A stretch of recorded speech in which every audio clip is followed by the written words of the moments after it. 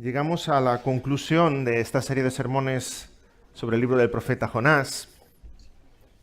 Y ahora esperaría de vosotros que dijerais, espero que os sepa tan mal como a mí. Han sido 5 domingos, hemos ido capítulo a capítulo durante los 4 capítulos de este pequeño gran libro. Y ahora en este 5.º capítulo quisiéramos tener un resumen de la enseñanza del libro del profeta Jonás, de los temas centrales que vemos en el libro del profeta Jonás y sobre todo la referencia que el Señor Jesucristo hace en los evangelios al profeta Jonás. A modo de introducción me gustaría comparar el libro del profeta Jonás con una orquesta. Todos habréis tenido la experiencia de escuchar un concierto, tal vez en televisión, tal vez el privilegio de estar en un concierto en vivo y en directo, en un gran espectáculo como pueda ser el Liceo de Barcelona. Y todos habréis tenido esta misma experiencia, que los instrumentos van sonando y tu mirada va de un instrumento a otro, ¿verdad? Cuando participan los violines, los fagots, el contrabajo, las trompetas. Pero llega un momento muy especial al final del concierto y es cuando el público aplaude y se pone en pie y aplauden a los músicos, a los instrumentistas. Y cuando los mismos instrumentistas se ponen en pie y aplauden a alguien, y tú dices, ¿a quién están aplaudiendo ahora, verdad? Y entonces paras tu mirada por un momento en alguien que a lo mejor había pasado inadvertido durante toda la tarde, el director. El público está aplaudiendo al director, los músicos están aplaudiendo al director y el director saluda. De algún modo me gustaría que como conclusión al libro de Jonás nos quedáramos con esta conclusión. Hay un gran director que está dirigiendo todo esto. Y tal vez hemos leído el libro de Jonás y nos ha dado la impresión de que el personaje principal era el gran pez. O que hemos leído el libro de Jonás y nos da la impresión de que el personaje principal es Jonás mismo. Y no es así. Hay un gran director que está dirigiendo todas las cosas y ese es Jehová Elohim, Dios mismo. Dios mismo. Y en este libro hemos vivido grandes experiencias juntos. Ha sido un viaje apasionante. Sonaron las olas del mar, escuchamos risas, escuchamos llantos. Pero vemos que nada de lo que sucede por casualidad. Jonás no está aquí explicando su vivencia, su anécdota de la vida, sino que Jonás es muy consciente que la mano de Dios está detrás de todo lo que está sucediendo.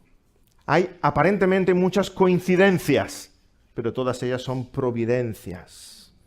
Nos habla el libro de Jonás de un Dios muy grande, muy poderoso y muy bondadoso en este pequeño gran libro. Tan solo un detalle, en el libro de Jonás el nombre de Jonás aparece 18 veces. El nombre de Dios, todas las referencias al nombre de Dios son más de 40 en todo el libro de Jonás. Así que esa historia que nos puede parecer tan natural es realmente una historia sobrenatural.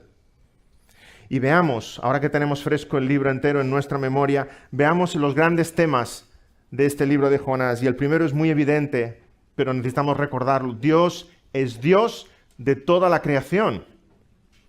Todo es obra de sus manos y Él gobierna sobre todas las cosas. Hermanos, quitemos de nuestra mente y de nuestra lengua esa expresión de la madre naturaleza. Eso es una idea absolutamente pagana para referirse a la creación. No creemos en la madre naturaleza, creemos en el Padre Celestial. El Padre Celestial es el que ha creado todas las cosas y el que gobierna sobre todas las cosas y ni aun un cabello de nuestra cabeza cae al suelo sin que Él lo permita. Tras la desobediencia de Jonás, Dios se aira con él y envía un gran viento y una gran tormenta.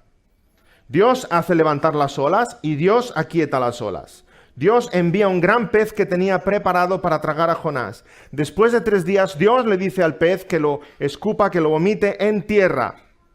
En el desierto es Dios quien hace crecer una calabacera y es Dios quien envía un gusano que hace morir la calabacera. Es Dios quien envía un viento recio del desierto para que Jonás se sienta mal, se desmaye. Es Dios el que está detrás de todo ello. Como Jonás mismo le dice a los marineros cuando finalmente le arrancan una confesión, yo adoro al Dios creador de los cielos y de la tierra y del mar, el creador de todas las cosas. La creación obedece a su creador. Desde algo tan grande como un cachalote hasta algo tan pequeño como un gusano. todos los personajes de esta historia, a excepción de Jonás, obedecen al Creador. La creación sirve a los propósitos de Dios.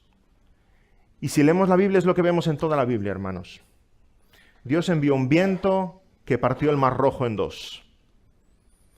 Dios detuvo el agua del río Jordán. Dios hizo que el sol se oscureciera. Dios hizo que la burra de Balaam hablara. Dios envió sobre Egipto plagas de ranas, de mosquitos, de langostas. Dios hizo que no lloviera sobre 3 años y medio hasta que Elías oró. Dios le dijo a los cuervos que enviaran comida para el profeta. Dios acercó las codornices en el desierto para que Israel comiera. Dios hizo brotar la peña de Horeb, y nos dice la palabra que ni aun un pajarillo cae en tierra sin que el Padre Celestial lo permita. Y el cristiano puede decir, el mundo es de mi Dios. Como reza aquel conocido antiguo himno evangélico. El mundo es de mi Dios, su eterna posesión.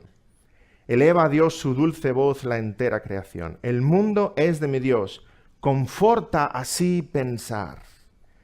Él hizo el sol y el arrebol, la tierra, cielo y mar.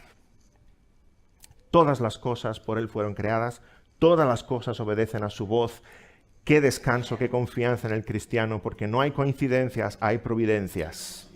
Todo Dios lo gobierna y vemos en la vida de Jonás un gran concierto y Dios es el gran director y todo cumple un perfecto plan para que su palabra se cumpla.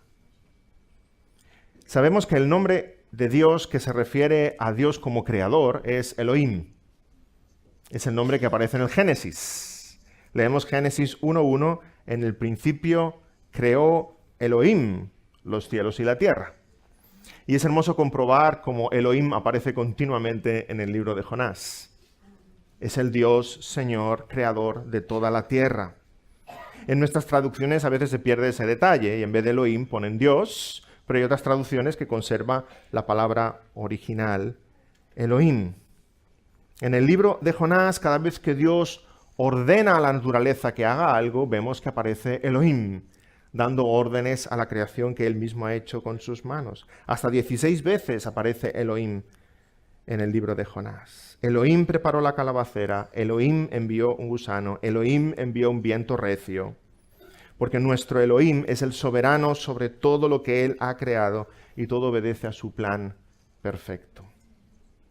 Pero Elohim no solo Señor y amo sobre todo lo que ha creado, sean plantas o animales, también sobre el hombre. Y esa doctrina a veces nos desconcierta, ¿verdad? Que Dios es soberano sobre mi vida, sobre mi persona. Sí, querido hermano y amigo. Dios es soberano y Él hace lo que quiere hacer. Y nadie estorba su mano. Decimos que Dios es todopoderoso, ¿verdad? Pero luego reclamamos una pequeña parcela del universo que es mi persona y mi voluntad y ahí Dios no tiene ningún poder. Entonces el todopoderoso eres tú. Dios el todopoderoso también es todopoderoso sobre mi persona, sobre mi corazón, sobre mi vida, sobre mi historia. Y nada de lo que pasa pasa por casualidad, sino que Él cumple su voluntad en mi vida. No es menos todopoderoso sobre la calabacera, el cachalote o el gusano de lo que es sobre ti. No es menos todopoderoso. El todopoderoso quebranta a los marineros y claman al Dios vivo. El todopoderoso trae arrepentimiento a los corazones de los ninivitas y reciben el perdón de Dios. El todopoderoso lleva a Jonás a ese punto también de convicción y de ver su propio corazón, su propia miseria, su falta de compasión. Él es el todopoderoso, el soberano sobre todas las cosas. Y el libro de Jonás nos muestra esa soberanía de Dios con un brillo y con un tamaño impresionante. Sobre todo lo creado y sobre todos los hombres. Dios es el todopoderoso. Recordemos cómo Dios endureció el corazón de Faraón. Dios endureció el corazón de Faraón. Y aparece tantas veces esa expresión en el Éxodo. Pero recordemos también cómo Dios quebrantó el corazón de Nabucodonosor, los dos hombres más poderosos de la tierra en su momento. Uno fue vencido con la ira de Dios, endureció Dios el corazón de Faraón. Otro fue vencido por la gracia de Dios. Y después de esos 7 años de locura, Nabucodonosor volvió en sí y clamó al Dios del cielo. Leemos en Daniel 4:34. Al fin del tiempo, yo, Nabucodonosor, alcé mis ojos al cielo, y mi razón me fue devuelta, y bendije al Altísimo, y alabé y glorifiqué al que vive para siempre, cuyo dominio es sempiterno, y su reino por todas las edades. Todos los habitantes de la tierra son considerados como nada, y él hace según su voluntad en el ejército del cielo y en los habitantes de la tierra, y no hay quien detenga su mano y le diga, ¿qué haces? Y a veces pecamos de tanta soberbia cuando no entendemos los planes de Dios y nos atrevemos a alzar los ojos y decir, Señor, ¿qué haces? Nabucodonosor, el hombre más poderoso de su tiempo, humillado, está levantando la voz y reconociendo que es Dios el que hace lo que hace, cuando Él quiere y como Él quiere. Sí, querido hermano, querido amigo, aún aquello que consideran más sagrado algunos sobre la faz de la tierra, la voluntad del hombre, el libre albedrío, es doblegado por el Dios Todopoderoso. Dios es soberano sobre todas las cosas, es soberano sobre nuestras vidas, es soberano sobre nuestros corazones. Humíllate como Nabucodonosor. Humíllate delante de Él y reconoce su grandeza. Y así como Dios hizo con Nínive, quiere el Señor seguir abriendo corazones y trayendo gran arrepentimiento, porque lo necesitamos desesperadamente. Que Él cambie nuestros corazones de piedra en corazones de carne. Dios creador, Dios Elohim, es uno de los grandes temas del libro de Jonás. Pero hay otro gran tema, es Dios Jehová. Dios Jehová. El libro de Jonás nos dice algo mucho más respecto a Dios, no solo que Dios creó todas las cosas y que Él gobierna sobre todas las cosas, sino que Dios ha hablado. Y Jehová es el nombre de Dios en cuanto a Dios como revelador de su voluntad. Recordemos que es con Moisés cuando aparece este nombre, cuando Dios le dice, yo soy el que soy, y así seré recordado.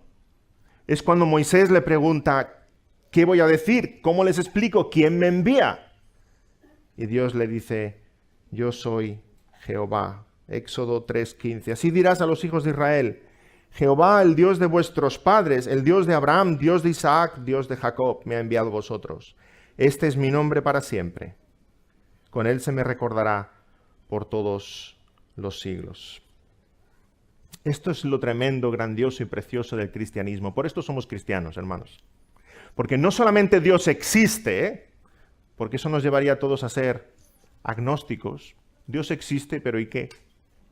No sabemos quién es, no sabemos cómo es, no sabe qué quiere de nosotros, no sabemos cómo acercarnos a Él. Lo grandioso no es que Dios exista, es que Dios ha hablado.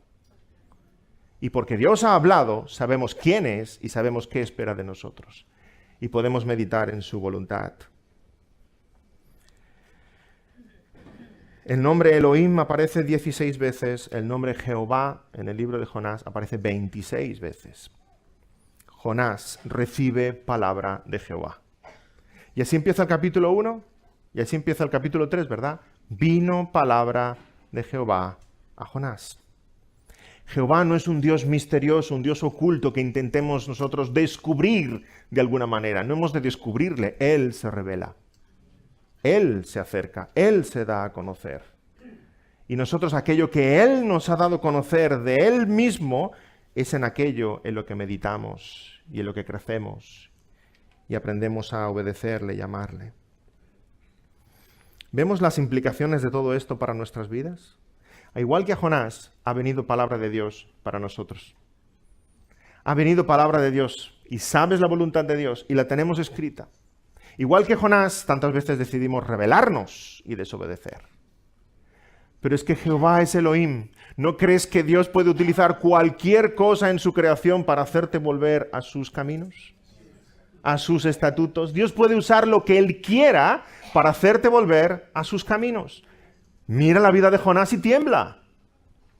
Dios puede usar cualquier cosa, de lo más grande a lo más pequeño, para que vuelvas en vereda, para que andes por el camino angosto, para que andes por la puerta estrecha y obedezcas su palabra y la apliques a tu vida y cumplas aquello para lo cual Dios te ha enviado. Dios da su palabra para que el profeta obedezca. Y encontramos también en el libro de Jonás esta hermosa expresión. No solo aparece el nombre Jehová y el nombre Elohim, también aparece el nombre Jehová Elohim. Y Jonás lo está experimentando en su propia vida. Jehová Elohim, el mismo Dios creador que gobierna sobre todas las cosas, es el Dios que me ha hablado, me ha dado su palabra para que yo camine en sus estatutos y le obedezca. Al final, la palabra del Señor siempre es verdad, siempre es fiel, siempre es poderosa y siempre se cumple. Lo que Dios ordena se lleva a cabo perfectamente.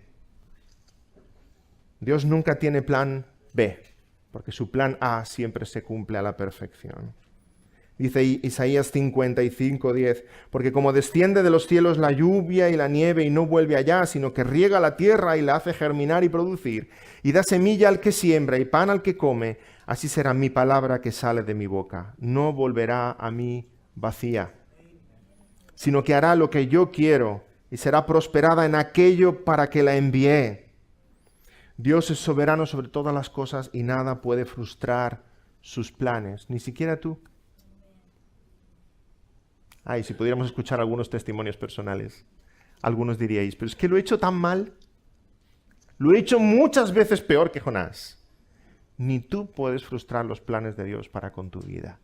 ¿Ves cómo Dios está usando las circunstancias para conducirte de nuevo a los pies de la cruz? Y Dios cumplirá en ti sus propósitos. Sé dócil y humíllate ante la palabra del Todopoderoso. Todo obedece a Dios. Todo obedece a Dios, hermanos, es impresionante. Todo en el libro de Jonás y todo lo que no alcanzamos a comprender. Desde el querubín más glorioso hasta el insecto más enano, todo obedece los propósitos y la voluntad de Dios. Desde la bacteria más pequeña hasta la galaxia más grande que el hombre aún no ha sido capaz de contemplar, obedece a la voz de Dios y a su orden se mueve. ¿Ves lo ridículo que es huir de Dios? ¿Estás corriendo para ir a Tarsis? ¿Subiendo en un barco? Sabes que el Señor te está mostrando claramente su voluntad, pero tú sigues con tu orgullo, con tu rebeldía, con tu tozudez.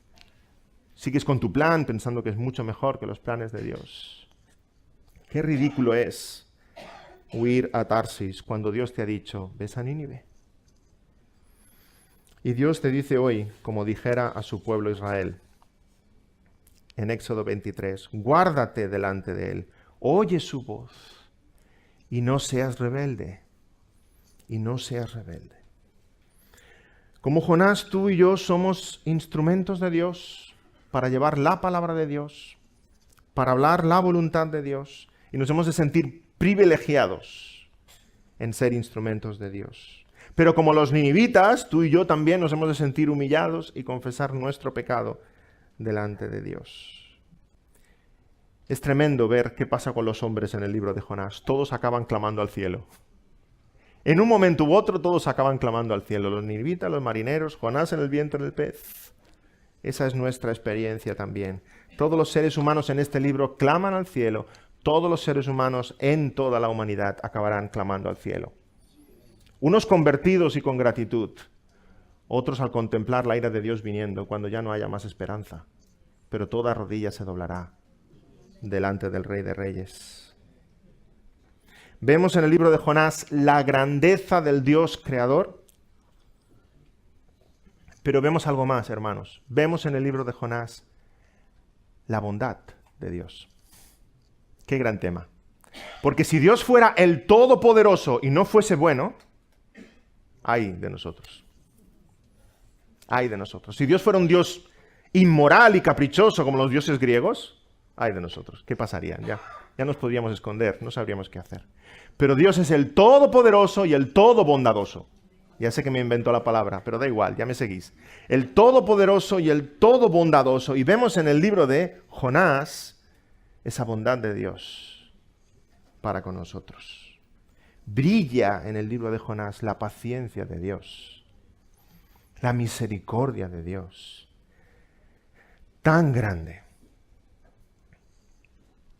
Todos conocéis las crónicas de Narnia y cuando a Lucy le preguntan sobre Aslan, que está deseando que Aslan vuelva, le pregunta a alguien, pero es un león, ¿no es fiero? Y Lucy responde, Sí, es fiero, pero es bueno.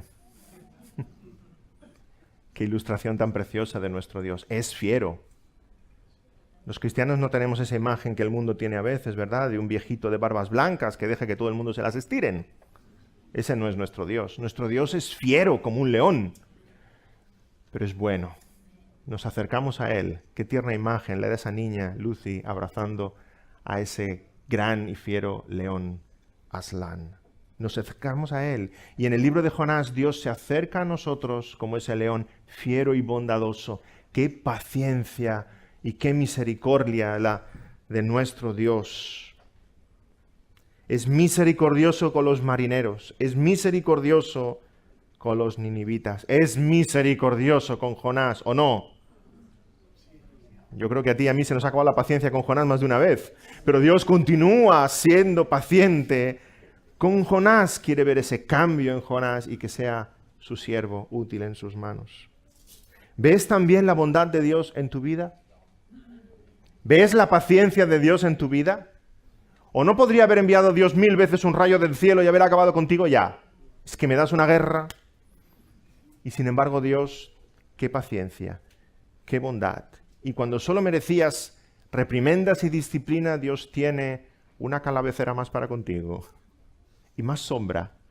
Qué bondad, qué cuidado tremendo de nuestro Dios.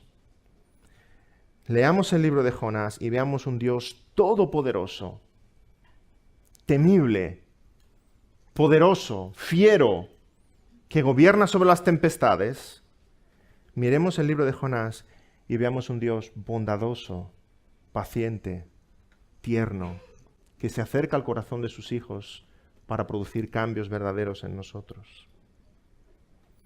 Vengamos a Cristo, acerquémonos a Cristo en fe, abrazándonos a la cruz. Como dice Paul Washer en uno de sus sermones, la verdad más terrible del Evangelio es que Dios es bueno y tú no. Por eso es tan terrible. Dios es santo y tú no lo eres. Así que necesitamos desesperadamente, cuando meditamos en la bondad de Dios, correr a la cruz de Cristo y abrazarnos a ella porque es nuestra única esperanza. Ahí Dios pagó por mi maldad para hacerme acepto a su presencia. Esos son los grandes temas en el libro de Jonás, pero no podemos dejar de meditar en lo que el Señor Jesús dice sobre el libro de Jonás. Está lleno este libro de enseñanza para nosotros, pero el Señor Jesucristo, en medio de todo lo que podríamos destacar sobre el libro de Jonás, el Señor Jesucristo destaca algo muy concreto. Leemos en Mateo 16, 1 al 4.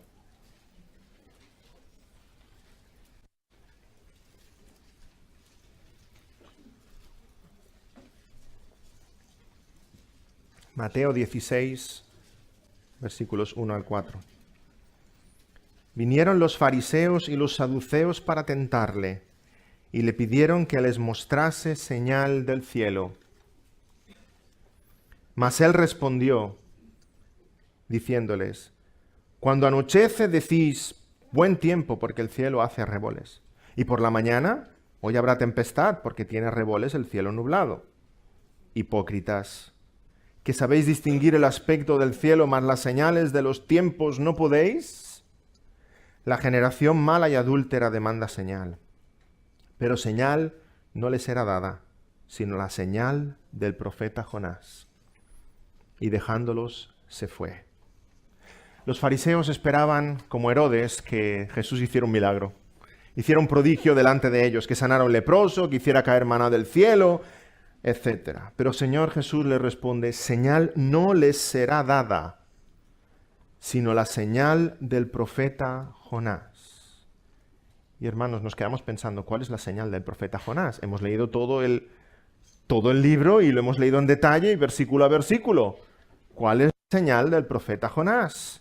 Sabemos que todos los profetas enviados por Dios tenían en su haber señales o milagros o prodigios, y que esos prodigios eran evidencia de que la palabra de Dios estaba en su boca. En Éxodo sabemos que Moisés fue enviado por Dios para sacar a su pueblo de Egipto y que Moisés convirtió el agua en sangre. convirtió su vara en una serpiente, partió el mar rojo en dos. También sabemos de Elías, que fue profeta del Señor e hizo señales multiplicando la harina y el aceite de la viuda, resucitando al hijo de la viuda, trayendo lluvia después de años de sequía. El Señor Jesucristo y sus apóstoles hicieron señales y prodigios, multiplicando los panes y los peces, resucitando a Lázaro, dando vista a los ciegos. Moisés y Josué, Elías y Eliseo, Jesús y los apóstoles trajeron palabra de Dios, y esa palabra de Dios venía confirmada por señales, por prodigios. Cuando Elías resucita al hijo de la viuda y lo entrega con vida a su madre, la mujer exclama, primer libro de Reyes 17:24, ahora conozco que tú eres varón de Dios y que la palabra de Jehová es verdad en tu boca. El mensaje del profeta iba de la mano con esas señales, y las señales estaban diciendo que ese mensaje no era fruto del corazón del profeta o de la mente del profeta, sino que verdaderamente esas palabras venían de Dios porque iban acompañadas de señales. Y ahora tenemos a este pobre Jonás que llega a Nínive. ¿Y dónde están sus milagros? Solo trae su palabra. ¿Dónde están sus prodigios? ¿Dónde están sus prodigios? Jonás no trajo ninguna señal delante de los ninivitas, no resucitó a nadie, no convirtió su vara en una serpiente. Y sin embargo, Jesús nos habla de la importancia de la señal de Jonás. ¿Cuál es la señal de Jonás? Si Jonás predicó un sermón simple, nada más, no hizo ninguna maravilla. Jonás no trajo ninguna señal delante de los ninivitas para que los ninivitas creyeran que venía de parte de Dios. Y sin embargo, Jesús nos habla claramente de la señal de Jonás. De nuevo en Lucas capítulo 11, versículos 29 y 30. Lucas 11 dice así: y apiñándose las multitudes comenzó a decir, esta generación es mala, demanda señal, pero señal no les será dada, sino la señal de Jonás. Porque así como Jonás fue señal a los ninivitas, también lo será el Hijo del Hombre a esta generación. ¡Ay, gracias, Señor! No es que Jonás trajera una señal, es que Jonás es la señal de Jonás. Jonás mismo, su vida, su experiencia y el hecho de haber estado 3 días en lo profundo del mar, en el vientre de aquel pez, y haber salido con vida y traer ese mensaje a Nínive, Jonás es la señal de Jonás, que hacía temblar a los ninivitas. Una evidencia viva del poder de Dios. Que alguien ha estado allí en la región de los muertos y después de 3 días ha venido a traernos un mensaje de parte de Dios. El hecho de su sepultura en el vientre del pez y que regresara es señal inequívoca de que aquel profeta venía de parte de Dios. Mateo 12, 39 al 41. Mateo 12, 39. La generación mala y adúltera demanda señal, pero señal no les será dada, sino la señal del profeta Jonás. Porque como estuvo Jonás en el vientre del gran pez 3 días y 3 noches, así estará el Hijo del Hombre en el corazón de la tierra 3 días y 3 noches. Los hombres de Nínive se levantarán en el juicio con esta generación y la condenarán, porque ellos se arrepintieron a la predicación de Jonás. Y he aquí, más que Jonás en este lugar. Cristo Jesús, más que Jonás en este lugar. ¿Qué señal? Esta es la señal del profeta Jonás: haber estado muerto y haber resucitado. En su propia persona, Jonás estaba trayendo esa evidencia de parte de Dios. La señal de Jonás es la presencia de Jonás en Nínive, inexplicable, increíble, sobrenatural. Y por las palabras de Jesús en los evangelios, entendemos que los ninivitas saben de ese contexto inmediato. Los ninivitas saben qué es lo que acaba de pasar con Jonás. Los ninivitas saben que Jonás ha estado en el vientre del pez 3 días y está viniendo hacia Nínive para traer un mensaje de parte de Dios. ¿Os podéis imaginar la expectación? Los ninivitas habían oído que Jonás había desobedecido a su Dios y que Dios había sido tremendamente misericordioso con él. ¿Tendrá Dios con nosotros la misma misericordia? Los ninivitas habrían oído que Jonás había estado en lo profundo del mar y que ahora caminaba hacia ellos.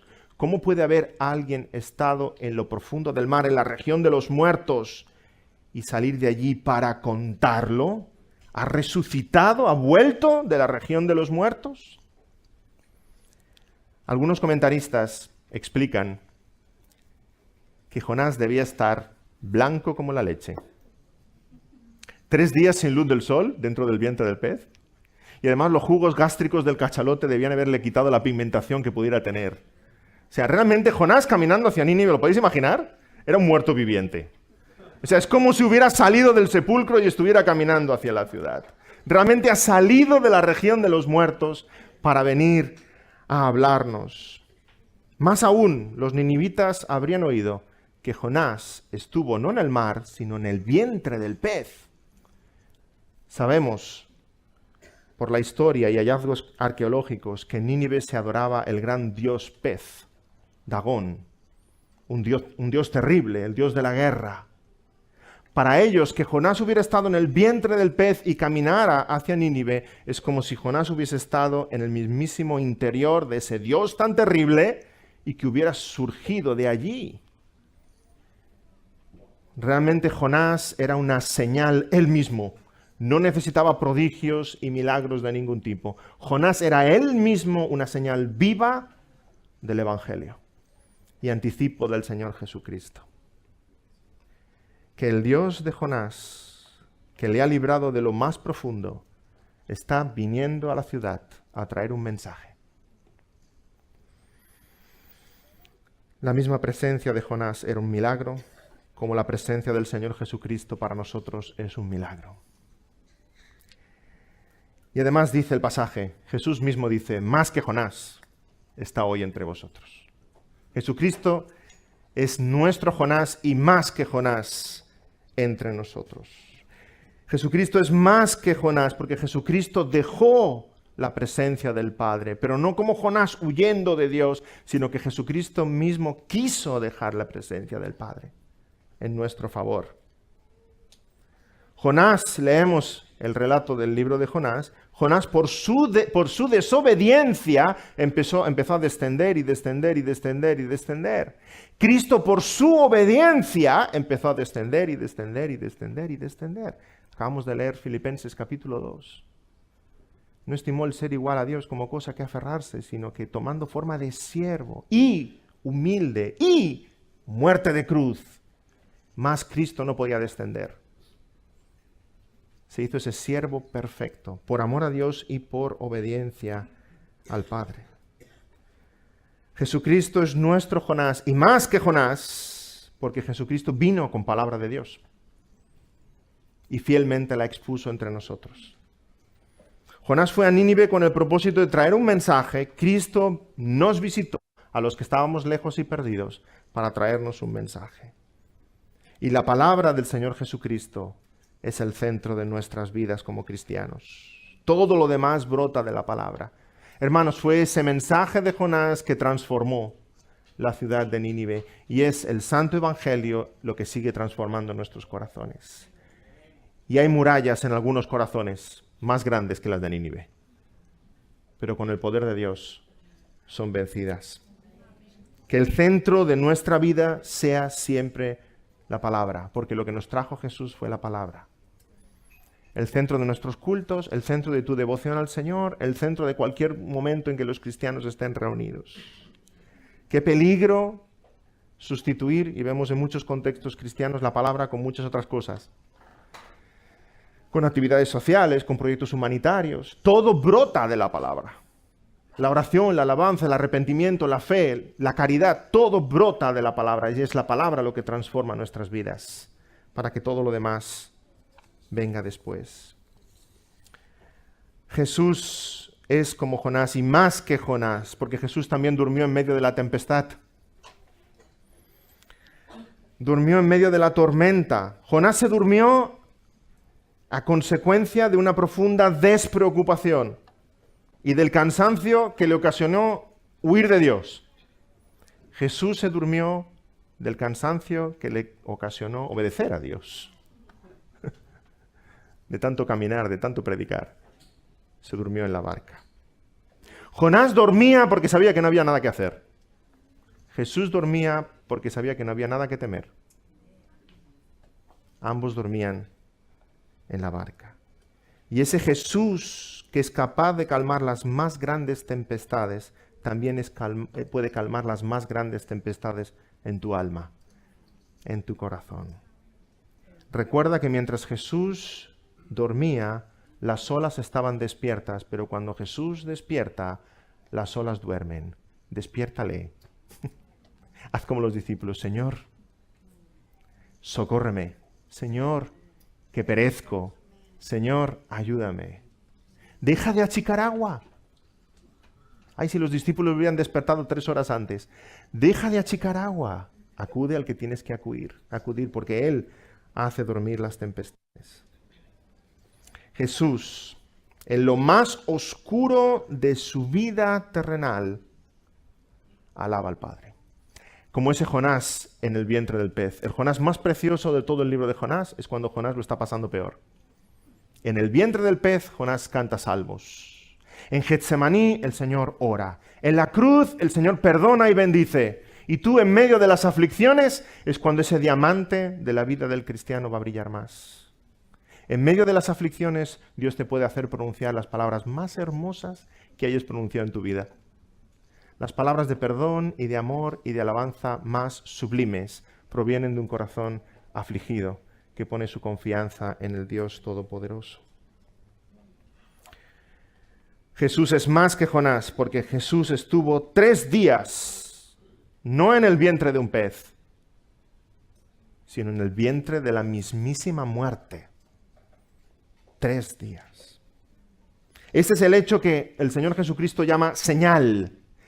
La sepultura y resurrección de Jonás es anticipo de la sepultura y resurrección de Cristo Jesús. Y así como los ninivitas no habían de esperar otra señal más que ese Jonás volviendo de la región de los muertos para traer la palabra de Dios, nosotros no hemos de esperar más señal que ese Jesucristo siendo sepultado y resucitado de entre los muertos para traernos las buenas nuevas del Evangelio. Jonás, igual que Cristo, estuvo 3 días en el sepulcro. Jonás fue enviado allí por mano de hombre, pero por el anticipado conocimiento de Dios. Cristo fue enviado a la región de los muertos por manos de hombres, pero por el anticipado conocimiento de Dios. Fueron 3 días de sepultura. Jonás en el pez, Jesús en la tumba. Un sepulcro nuevo para los dos, donde nadie había estado antes. Un lugar oscuro y solitario para los dos. A los ojos de los marineros lanzaron a Jonás y Jonás estaba muerto. A ojos de Jerusalén crucificaron a Cristo y Cristo estaba muerto. A ojos de Dios los dos estaban vivos. Los dos estaban vivos. Jonás en el vientre del pez, 3 días, vivo. Cristo Jesús en el vientre de la muerte, vivo. Porque la muerte no lo pudo retener. El pez no pudo retener a Jonás. Lo vomitó en tierra al 3er día. Y es curioso observar que el pez no lo escupió. En hebreo, igual que en castellano, tienen un verbo para escupir y un verbo para vomitar. Y sabemos que es diferente. No voy a entrar en detalles. Es diferente escupir de vomitar. Uno escupe porque quiere, otro vomita porque no tiene más remedio. ¿Sí? El pez no pudo retener a Jonás. Y en hebreo tenemos esos 2 verbos. Y aquí usa el autor de Jonás el verbo ki, vomitar, cuando podría haber usado el verbo yarak, escupir. Usa el verbo vomitar. Sí, se vomita algo que es indigesto. Jonás fue indigesto para el pez. No me preguntéis por qué. Después de 3 días... el pez no pudo aguantar a Jonás.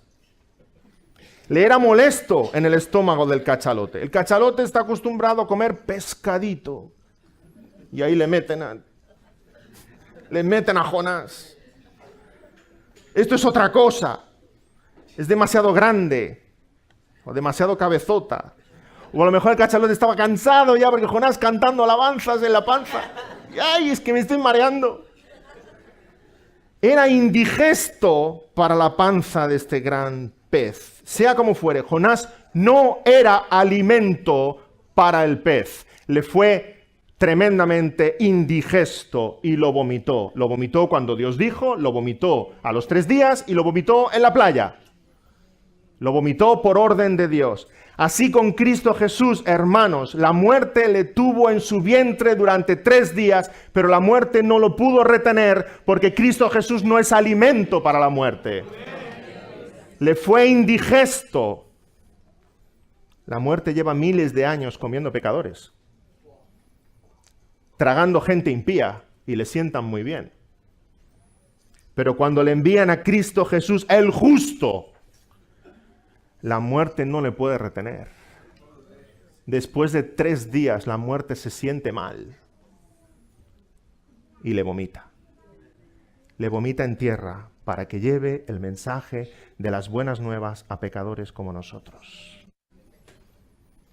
¿Dónde está, oh muerte, tu aguijón? ¿Dónde, oh sepulcro, tu victoria? Así como Jonás estuvo en el vientre del gran pez, temido por los ninivitas, el dios pez Dagón, Cristo Jesús estuvo en el vientre de la muerte, tan temida por nosotros. Y la presencia de Cristo Jesús es un mensaje de victoria. La señal de Jonás es Cristo Jesús resucitado de entre los muertos al 3er día, trayéndonos el mensaje de victoria de parte de Dios. Jesús trae mensaje de salvación, igual como Jonás va a Nínive y trae mensaje de arrepentimiento. Jesús trae a nosotros mensaje de salvación. Igual como Jonás salió del vientre del pez, Cristo Jesús salió del sepulcro para traernos las buenas nuevas. No esperes otra señal de parte de Dios. ¿Eres tú uno como los fariseos que le dice a Jesús, ay, si hicieras un milagro en mi vida, yo creería en ti?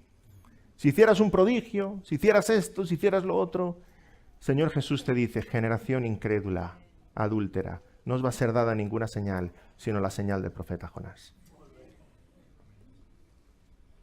Cristo Jesús resucitó. Si no crees eso, no vas a creer nada. Nada. Ni que te expliquen ni que veas. Nada. Muchos esperan palabras grandilocuentes, muchos esperan milagros, pero el mensaje de los cristianos es Cristo ha resucitado.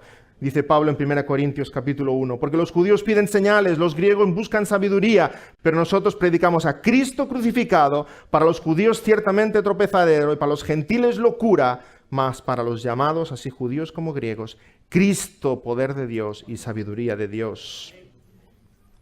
Y aún hoy hay gente en el infierno que sigue diciendo, como aquel rico de la parábola le decía a Abraham, ay, si alguno de entre los muertos fuera y les explicare a los míos, entonces sí creerán. No, no creerán, porque Cristo Jesús ya vino de entre los muertos. Y la gente no cree. Ni aún levantándose alguien de entre los muertos, no creerán, porque no creyeron a Cristo Jesús. La respuesta es tremenda en Lucas 16.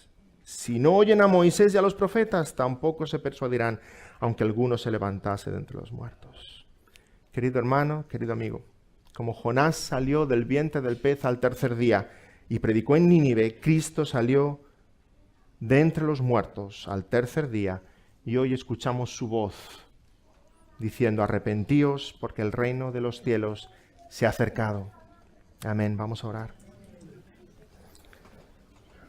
Señor, gracias por esta hermosa enseñanza de este pequeño gran libro, Señor, que nos habla a los corazones. Gracias, Señor, por tanta enseñanza en tantos temas que nos convencen y nos consuelan. Señor, gracias por esa señal del profeta Jonás, esa señal de la que tú hablas, Señor, hablando de ti mismo, de tu persona, de tu ministerio, de tu experiencia siendo muerto y siendo resucitado. De esos 3 días en el sepulcro, Señor, qué victoria tan grande. Si tú has vencido a nuestro más grande enemigo, ¿qué habremos de temer?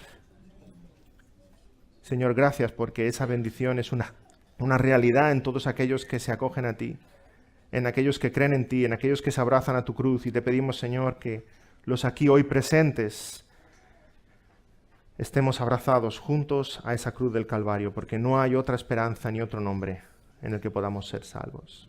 Gracias por tu victoria. Gracias por esa vida nueva y gracias porque tu victoria es nuestra también por medio de la fe. En nombre del Señor Jesús. Amén. Amén.